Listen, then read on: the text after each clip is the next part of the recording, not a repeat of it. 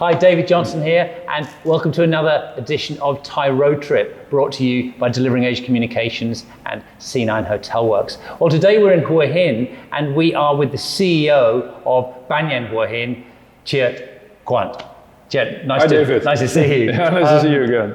Hua Hin's been an incredible destination over the last, well, it's been an incredible destination for years, of course, but it's a destination under some change. Yes. And I just wanted to ask you about that. What do you see is changing here? Yeah, well, David, exactly what you mentioned is there's a lot of change, but the change has started with the change in perception in the first place, because Hua Hin has been, especially when you look at domestic market, right? Bangkokian is the main market. Already in the past, 75% of the visitors of Hua Hin were from Bangkok. But still, you know, over the decades, you saw a change in the perception of Hua Hin from a sleepy beach town with a lot of retirees, where especially the older generation from Bangkok was interested to go. That has changed over the last decade, but especially in the last 1.5 years since COVID started, when Bangkok people were more forced to stay in Thailand. A lot have chosen to drive to Hua Hin in the weekends and the holidays. And you could see that this change has accelerated. So the perception of Hua Hin from the sleepy beach town into a more vibrant, hip and trendy destination, also for the younger generation. No, that's great. Well, I mean, what are some of the key draws, some of the key sort of new draws, the key things that people really want to do? People want to get out into nature perhaps and just be more active. I mean, is that, were you seeing that? Exactly. You know, well, what you miss in Bangkok, you have here, right? And that is nature, that's beach, that is outdoor activities, and especially when you look at nature life, cleaner air, a lot of space.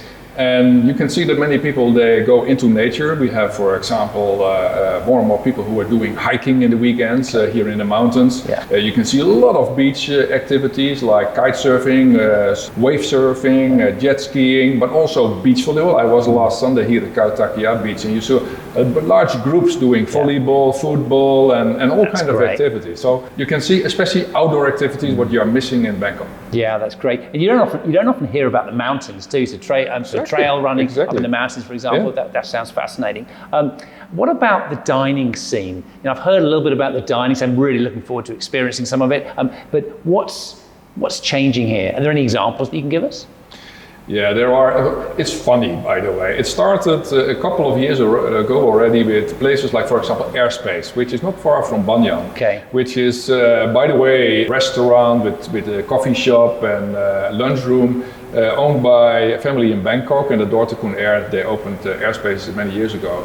And it's a very hip and trendy place where people also use it for social media activities, make pictures of themselves with all the airplanes that hanging there, and but also the beautiful drinks, the smoothies and mixes and cakes. And there you see more and more examples. Okay. There's one I want to mention in particular, which is for me it's unbelievable. It's in Koh Tao, a little bit more south. It's at a lake, which is not a well-developed area yet, but it's hip and happening. It's becoming more hip and happening. But a few years ago, they opened Memory House. Okay. And you cannot imagine, in the weekends, it's packed, you know, tens, almost 100 plus cars are there all the time. From people from Bangkok, you can see it. Yeah. Expensive cars, by the way. And people walking around in the fields, making pictures, having these drinks. So that is especially also for the younger generation. But you can also see for the, let's say, the more fine dining, a lot of new restaurants, mainly from Bangkok, opening here in many different cuisines from many different countries. So yeah, it's becoming more fun to go out for dinner. No, it sounds fascinating. Just to kind of relate that back to Banyan. So Banyan Hua Hin is got 3 business components, as I understand it. One is a golf course, which is the Banyan golf course, which must be over a decade old now. Yep, and you have a residential, 12 years. Have a residential component. Yes. And you have a long-term rental component. Exactly.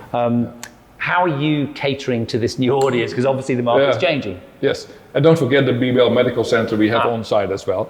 Well, there is a trend also that in, let's say, for example, in golf, you see that the younger generation is also interested in golf. But when you look especially at villas that we are building here, we are, and I see other places in new projects in Hua Hin as well, more modern, hip designs more trendy design of villas are going to be offered in the market, already being offered. And we just finalized the design of a new design of villa, a little bit more hip and happening design.